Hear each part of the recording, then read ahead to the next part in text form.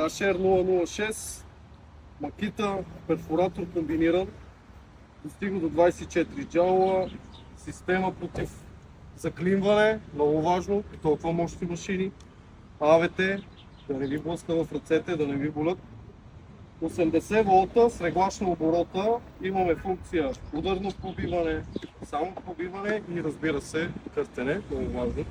Тук спокойно може да стигнем до огромни боркорони, от 80, 90, случва се 40 за климатици и така нататък.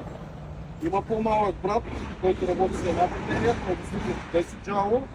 Тук в случая сме извадили по-сериозната техника, SBS Max, за да кажем.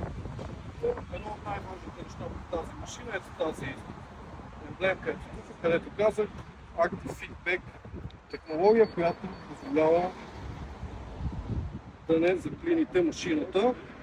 В случай ще видите и как работи.